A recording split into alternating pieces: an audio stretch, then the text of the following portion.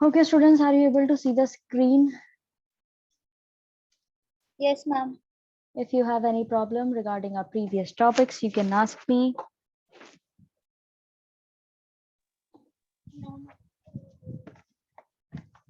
Okay, No, so ma'am. we were studying about women and children and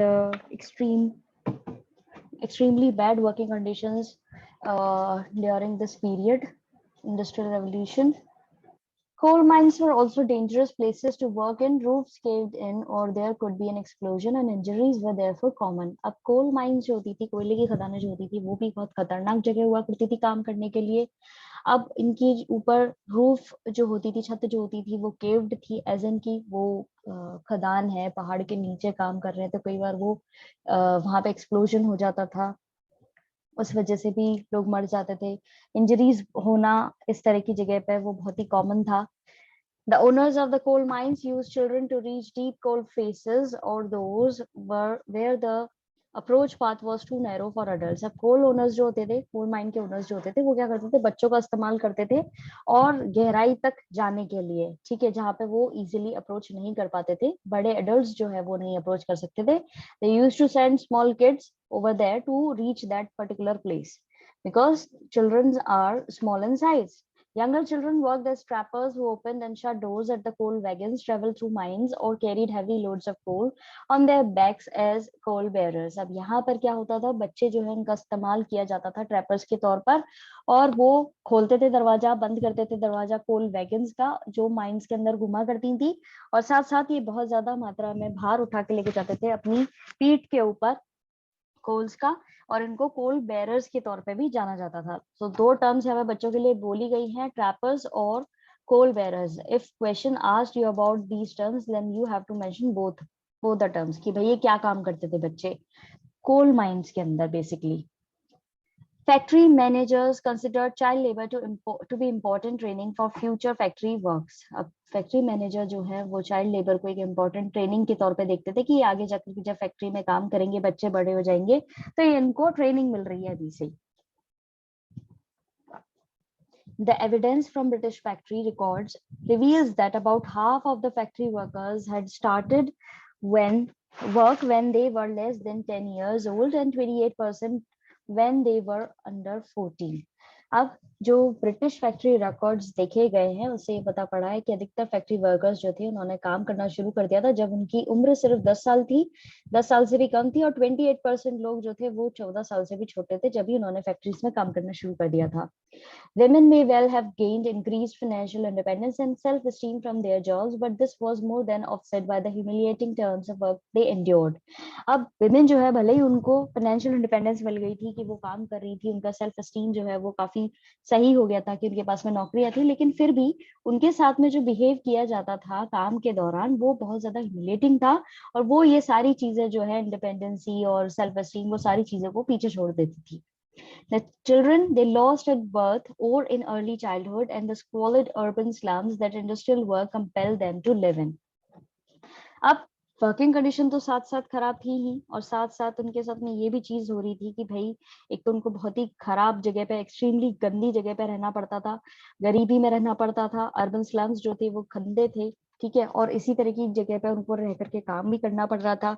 कुछ बच्चे को वो बर्थ के समय खो देती थी, बच्चे मर जाते थे उनके जब वो जन्म देती थी, या कई बार जो उनके बच्चे थोड़े बड़े हो जाने के बाद में उनकी डेथ हो जाती थी. तो इस तरह की चीजों को देखते हुए ये पर्क्स जो थे कि वो फाइनेंशियली इंडिपेंडेंट हो गई है, या उनका सेल्फ रिस्पेक्ट जो है वो काफी इंक्रीज हो गया है, वो चीज कहीं ना कहीं उस पर एक तरीके से अच्छा इम्पैक्ट नहीं आ रहा था, उसको एक फ्लरिश नहीं कर पा रहे थे. दोनों ही पैराग्राफ्स के अंदर अगर आपको कोई दिक्कत आई है तो आप लोग अभी पूछ सकते हैं.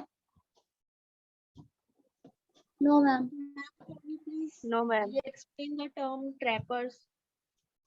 ट्रैपर्स का मतलब होता है वो बच्चे जो काम कर रहे हैं, ये स्पेशली जो यंग बच्चे हैं वो काम कर रहे हैं जिनका काम है दरवाजे खोलना बंद करना, जो कोल वैगन्स गाड़ियां जो कोल माइंस के अंदर ट्रेवल कर रही हैं उनके लिए बोला जाता है ट्रैपर्स. और वो अपनी पीठ पर जब कोल को लाद के ले जाते थे तब उनको बोला जाता था कोल bearers. Okay, ma'am. Thanks.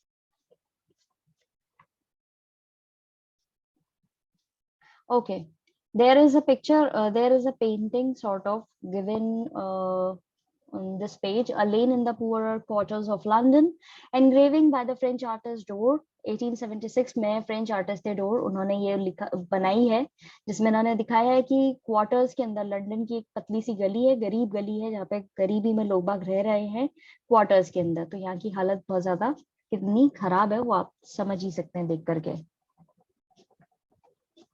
Okay, now protest movements. अब जब ये कंडीशंस इतनी खराब थी तो लोग बाग जो है प्रोटेस्ट करने के उसमें भी आ गए थे। At the end of the day human है और कितना ज्यादा टॉलरेट करेंगे चीजों को, तो यहाँ पे वही हुआ।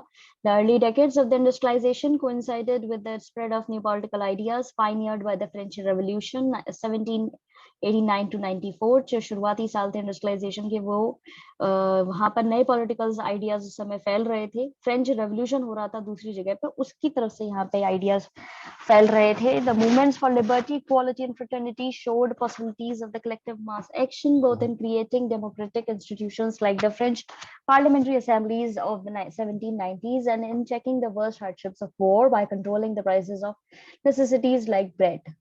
अब ये जो इंडस्ट्रियलाइजेशन यहाँ पे हो रहा था, उसी के समय पे दूसरी जगह पे फ्रेंच रेवोल्यूशन हो रहा था। कनेक्शन था इंटरनेशनल लेवल पे, ये लोग ट्रेड कर रहे थे, तो चीजें इधर से उधर और इन्फॉर्मेशन इधर से उधर इजीली पास ऑन हो रही थी। तो जब इन लोगों ने वहां के बारे में सुना कि वहां पे लिबर्टी, इक्वालिटी, फ्रेटर्निटी को लेकर के मूवमेंट चलाए जा रहे हैं, वहां पर भी ये चीज मांगी जा रही है, तो यहाँ पे भी ये पॉसिबिलिटी जो थी मास एक्शन की कि लोग बाग इकट्ठे होकर के कलेक्टिवली अपनी चीजों की डिमांड करें, वो थी लिबर्टी, इक्वालिटी और फ्रेटर्निटी।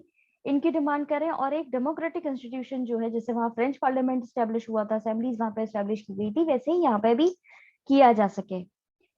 और साथ साथ जो वर्किंग कंडीशंस थी वो भी थोड़ी सी इम्प्रूव हो सके। और साथ में ही यहाँ पर जो खराब समय देखने को मिल रहा था वॉर के कारण, यहाँ पे प्राइसेस, जो बेसिक नेसेसिटीज जो थी जैसे कि ब्रेड, उसकी कीमतें भी बहुत ज्यादा बढ़ गई थी। तो उस पर भी एक चेक लगाया जाए, एक उस चीज को भी कंट्रोल किया जाए और कंडीशंस को सुधारा जाए, बेसिकली वो इनका मेन वो था। In England, political protest against the harsh working condition in factories kept increasing and the working population agitated to be given the right to vote. अब इंग्लैंड के अंदर पॉलिटिकल प्रोटेस्ट जो है वो बढ़ने लगा, ये जो हार्श वर्किंग कंडीशन थी उसके खिलाफ, और धीरे धीरे पॉपुलेशन जो थी वो इस चीज में जुड़ती गई और उन्होंने हक मांगना शुरू करा राइट टू वोट का, कि हमें भी वोट करने का अधिकार मिलना चाहिए। पहले आपने जैसे देखा होगा, या आपने पहले की क्लास में पढ़ा होगा 10th में, कि उस समय में वोट करने का हक जो था वो सिर्फ लैंड ओनर्स जो हुआ करते थे, रिच लैंड ओनर्स जो थे, उन्हीं के पास हुआ करता था। और वो इस चीज को एक्सेप्ट नहीं कर रहे थे कि जो बाकी सारे लोग हैं, जो गरीब लोग हैं, वर्किंग क्लास है, उनको भी ये हक मिलना चाहिए। ये चीज अगर आपको प्रैक्टिकली देखनी हो तो एक मूवी है जो कि बेस्ड है इस पे, इस पीरियड के अंदर, जो ये 1790s और 1792 और 1815, ये जो यहाँ पे रेवोल्यूशन चल रहा है ना, इसी पे बेस्ड है, इसी टाइम पीरियड पे है। मूवी का नाम है एनोला होम्स। ये एक ऐसी मूवी है जो बेसिकली आपने सुना हो शर्लॉक होम्स के बारे में, तो उसकी सिस्टर पे बेस्ड है। तो उस मूवी में क्लियरली दिखाया गया है कि यहाँ पर किस तरीके से राइट टू वोट वाली जो चीज है वो किस तरीके से वहां पर डिमांड हो रही थी, और वहां के जो बड़े लैंड ओनर्स हुआ करते थे उस समय में इंग्लैंड के, वो किस तरह से इस चीज को सप्रेस करने की कोशिश कर रहे थे। ठीक है, so you can watch that and then you will be able to understand it more properly. Now moving on to the second paragraph. Before that, the government reacted by repression and by new laws it denied people the right to protest. अब वही जो सरकार थी वहां पर उस समय में, वो रिच लैंड ओनर्स की इन्फ्लुएंस में रहती थी, तो वहां पर उन्होंने इस चीज को, ये जो मांग कर रहे थे कि भाई हमें प्रोटेस्ट करने दो और हमें वोट करने का हक दो, तो उसके ऊपर उन्होंने दबाने की कोशिश करी, नए कानून थोपना शुरू कर दिया। England had been at war with France for a long time, from 1792 to 1815. Trade between England and Europe was disrupted, factories were forced to shut down, unemployment grew, and the price of essential items of food like bread and meat soared to heights beyond the level of average wages.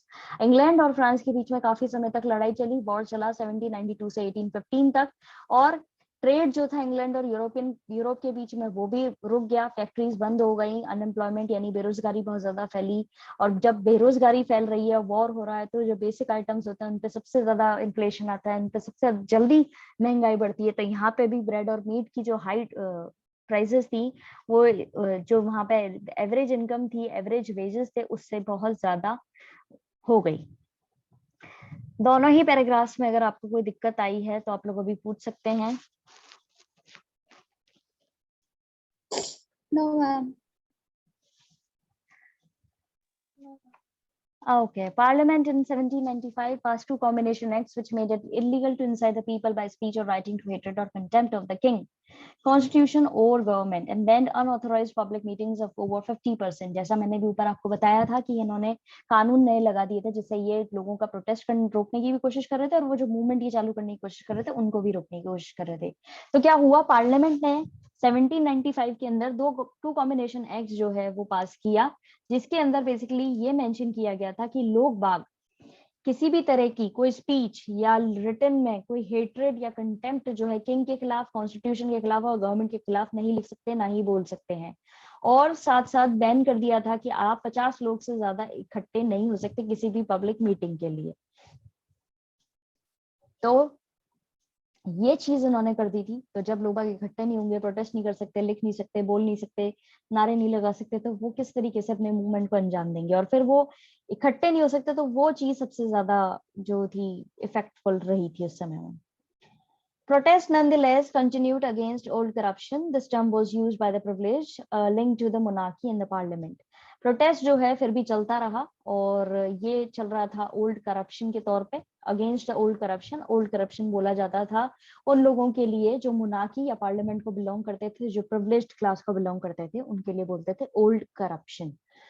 Members of parliament, landowners, manufacturers, professionals were opposed to giving the working population the right to vote। जैसा मैंने अभी आपको बताया कि उस movie के अंदर ये चीज अच्छे से दिखाई गई है कि वर्किंग पॉपुलेशन जो है उनको वोट करने का हक नहीं देना चाहते थे पार्लियामेंट के मेंबर्स। और बेसिकली पार्लियामेंट के मेंबर्स कौन हुआ करते थे, बड़े जमींदार, मैन्युफैक्चरर, प्रोफेशनल्स जो थे वो थे, और वो इसके खिलाफ थे कि इनको हक कैसे दे रहे हो आप वोट करने का। They supported the Corn Law, which prevented the import of cheaper food until prices in Britain had risen to a certain level।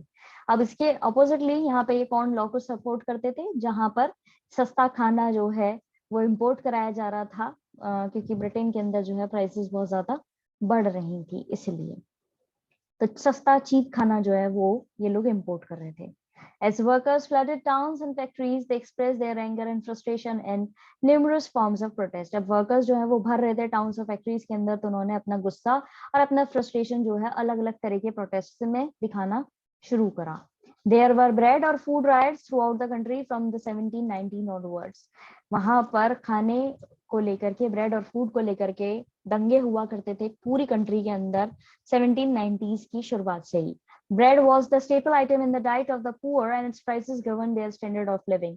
अब ब्रेड वहां पे ज्यादा खाई जाती है, जैसे अपने यहाँ पे रोटी खाई जाती है वैसे यहाँ पे ब्रेड खाई जाती थी, तो वो एक इम्पोर्टेंट आइटम था। तो गरीब की जो स्टेपल डाइट होती है उसका इम्पोर्टेंट आइटम था, और उसकी प्राइसेस जो थी वो बहुत ज्यादा बढ़ रही थी, तो उसकी वजह से भी बहुत दिक्कतें वहां पे आ रही थी। Stocks of bread were seized and sold at prices that was affordable, morally correct rather than at the high prices charged by the profit-hungry traders। अब क्या किया गया, इस चीज को कोप अप करने के लिए यहाँ पर इन लोगों ने जो स्टॉक्स थे ब्रेड्स के वो सीज करे और उनको अफोर्डेबल प्राइस पे बेचना शुरू करा, बजाय उनके जो प्रॉफिट हंग्री ट्रेडर्स थे, यानी कि वो लालची ट्रेडर्स जो थे, जो बहुत ज्यादा हाई प्राइसेस पे ब्रेड बेच रहे थे, उनके स्टॉक इन्होंने सीज करे सरकार ने, और उनको नॉर्मल रेटों पे सबको प्रोवाइड कराया। Such riots were particularly frequent in the worst year of the war 1795, but they continued until the 1840s। इस तरह के दंगे जो है वो particularly होते रहे थे 1795 के अंदर, वर्स्ट ईयर था वो वॉर का, और 1840s तक ये चीज चलती रही। इस पैराग्राफ में अगर आपको कोई चीज समझ में नहीं आई है तो आप लोग अभी पूछ सकते हैं।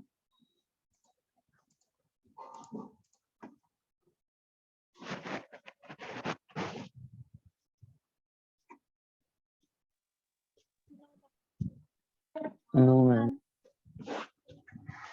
Another cause of hardship was the process known as the enclosure, by which from the 1770s hundreds of small farms had been merged into the larger ones of powerful landlords. दूसरा जो मुसीबत का समय इनके सामने आया था वो था वो प्रोसेस जिसको बोलते हैं एनक्लोजर। ये शुरू हुआ था 1770s में, और यहाँ पे छोटे छोटे कई सौ फार्म्स जो थे उनको मर्ज किया जा रहा था बड़े फार्म्स के, बड़े जो पावरफुल लैंडलॉर्ड्स थे उनके साथ में मर्ज कर रहे थे। Poor rural families affected by this had sought industrial work. गरीब रूरल फैमिलीज जो थी, जिन पर इस चीज का बहुत ज्यादा असर हुआ था, उन्होंने अब काम देखना शुरू करा था इंडस्ट्रियल वर्क के अंदर। But the introduction of machines in the cotton industry threw thousands of handloom weavers out of work and into poverty since their labor was too slow to compete with machines. अब क्योंकि यहाँ पे industrialisation की हम बात कर रहे हैं, तो यहाँ पे एडवांस मशीन्स के आ जाने के बाद में जो कॉटन इंडस्ट्री के वर्कर्स थे जो हाथ से काम किया करते थे, उनके पास में काम खत्म हो गया था, उनको गरीबी में भेज दिया गया था। एक तरीके से वो गरीबी में आ गए थे।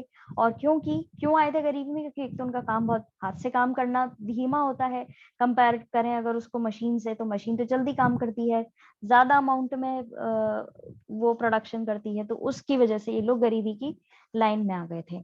From 1790s, these weavers begin to demand a legal minimum wage, which was refused by the parliament.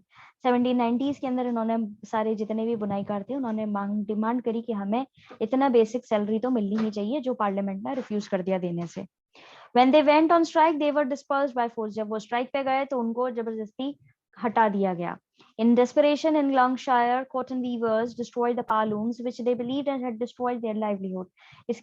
इसके रिएक्शन में ही जब पार्लियामेंट ने इनको रिफ्यूज कर दिया कि हम तुम्हें बेसिक वेज नहीं देंगे, तो ये लोग, और जब इन्होंने स्ट्राइक करी और इनको भगा दिया गया, तो लॉन्गशायर जो जगह है वहां पे कॉटन वीवर्स इकट्ठे हुए, और ये जो इंडस्ट्रीज थी, पावरलूम्स इंडस्ट्री, जिसको देख करके समझते थे कि हाँ, यहाँ ये मशीन्स ने हमारी लाइवलीहुड, हमारी जीवनी जो है वो खराब कर दी है, बर्बाद कर दी है, वो इन्होंने डिस्ट्रॉय कर दी।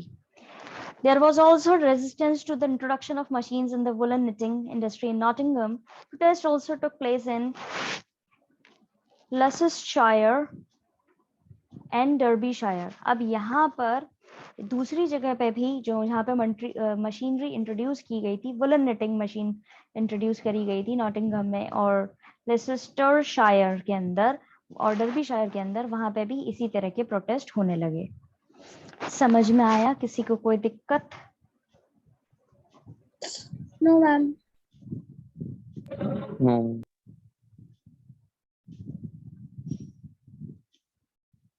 Okay,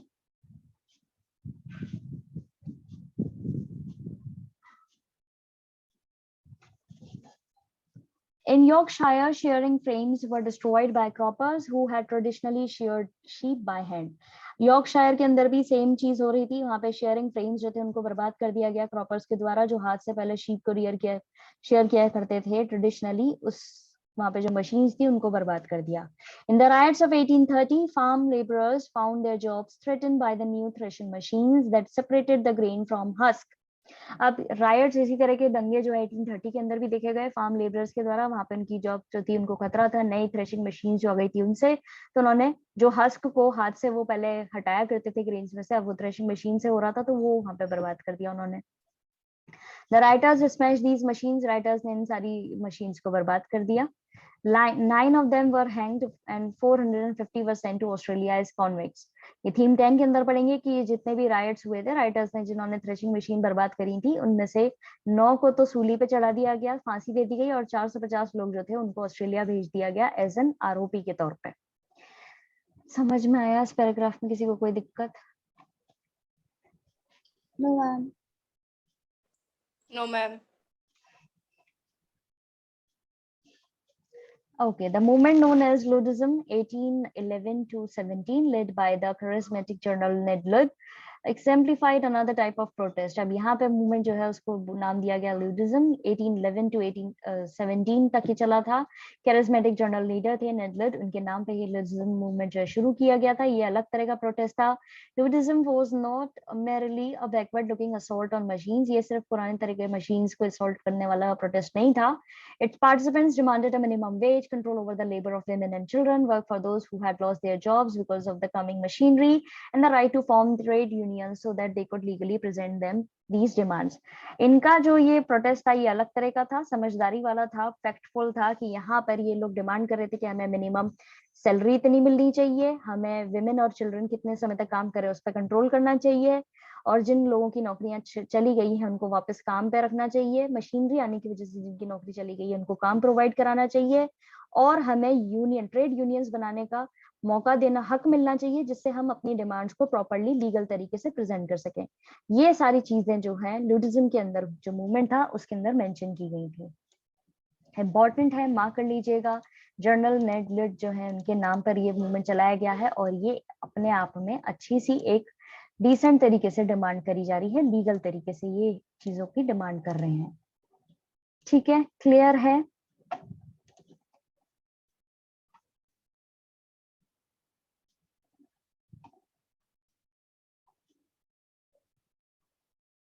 Is it clear, students? Yes, ma'am. Okay, so Yes, that's ma'am. it for today. आज हम इतना ही करेंगे. We'll continue this chapter in our tomorrow's class. Till then, please conjure up your problems related to this chapter. We will discuss your problems as well in tomorrow's session. Have a nice day ahead. God bless you all. Stay fit, stay healthy. Thank you, ma'am. Welcome.